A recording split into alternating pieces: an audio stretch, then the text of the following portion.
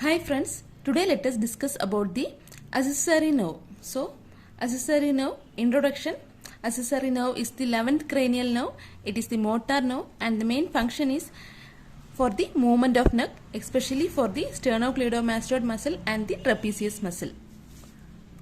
Coming to the location and course, the fibers of accessory nerve arises from two regions, that is from the cranial part and also from the spinal part. Now coming to the cranial part, nucleus ambiguous, which is situated in the medulla oblongata of brainstem, and the fibers, several fibers arises from the nucleus ambiguous and it joins together to form a single nerve, and then it passes through the jugular foramen.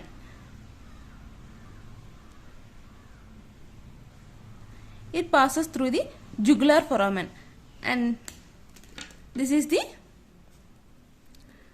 jugular foramen.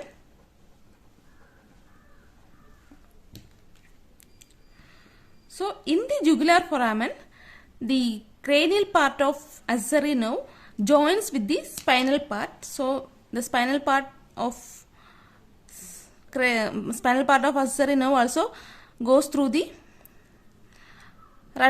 jugular foramen. In the jugular foramen, it unites with the spinal part of this is the spinal part.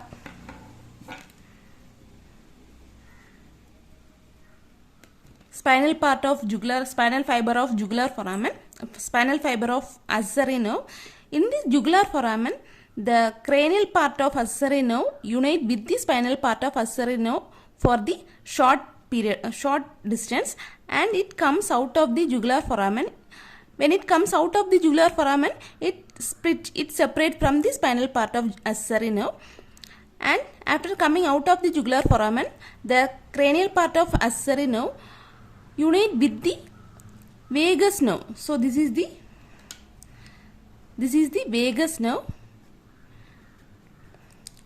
It unite with the vagus nerve at the region of inferior ganglion. So there are two ganglion, that is the superior ganglion. This is the superior ganglion and this is the inferior ganglion of vagus nerve. In the inferior ganglion of vagus nerve, the cranial part of accessory nerve joins at the level of inferior ganglion vagus nerve, and then it's run along with the vagus nerve,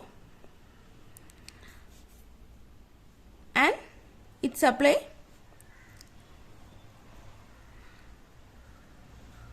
muscles of palate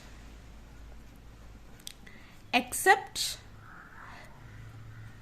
tensor veli palatini, muscles of pharynx,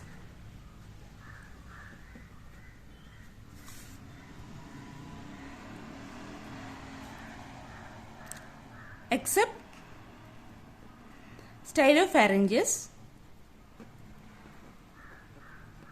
and muscles of larynx. So, coming to the cranial part of accessory nerve, the cranial fibers of accessory nerve arises from the nucleus ambiguous, which is situated in the medulla oblongata of brainstem. Several fibers arises from the nucleus ambiguous and then unite together to form the accessory nerve, cranial part of accessory nerve, and it comes out of the cranium through the jugular foramen. In the jugular foramen, it unites with the spinal fibers of accessory nerve for a short distance, and it comes out of the cranium. After coming out of the cranium, it splits from this spinal fibers of accessory nerve, and then it unite with the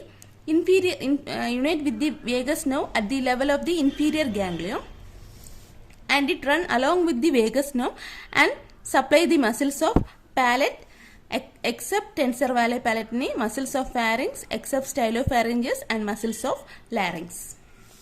Next, coming to the spinal part of accessory nerve. The spinal fibers of accessory nerve arises from the lateral part of anterior gray column of spinal cord. So it arises from the lateral part of anterior gray column of spinal cord, and it move upward in between the ventral and dorsal nerve root from the of C1 to C5 spinal cords. C1, C2, C3, C4 and C5. So from the C1 to C5 the nerve arises, the fibers arises from the spinal cord of C1 to C5, and then it unite together and it passes in between the ventral nerve root and dorsal nerve root, and it passes upward. After uniting together it passes upward and it enter into the cranium through the foramen magnum. So this is the foramen magnum. So after entering into the cranium, it passes out of the cranium through the jugular foramen. So it passes out of the cranium through the jugular foramen. In the jugular foramen, it unites with the cranial fibers of accessory nerve for a short distance, and then it separates. After coming out of the jugular foramen, it separates from the cranial fibers of accessory nerve, and then it passes downwards in between the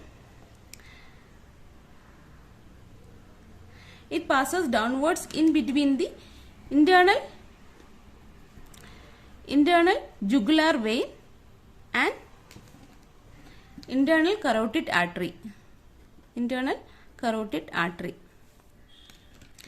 It passes in between jugular vein and internal carotid artery, and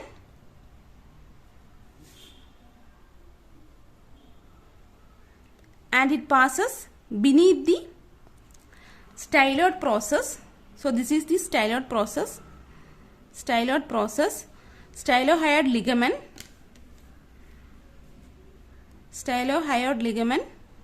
and posterior belly of digastric muscle.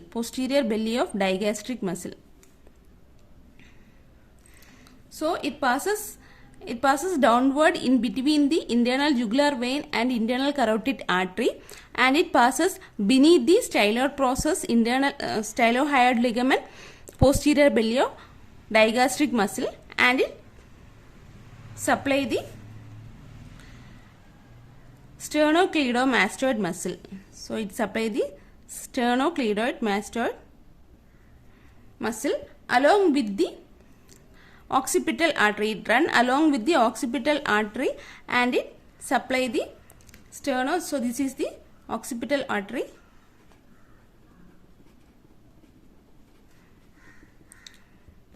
and it supply the sternocleidomastoid. So this is the sternocleidomastoid muscle, and then it again move backward. It again passes backward and reaches the posterior triangle of neck. So this is the posterior triangle of neck.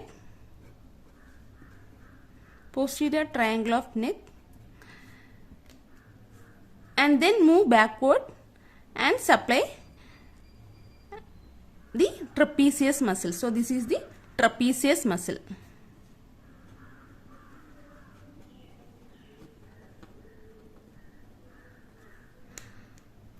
So after passing beneath this styloid process, stylohyoid ligament, posterior belly of digastric muscle, it passes along with the occipital artery and it pierces the sternocleidomastoid muscle.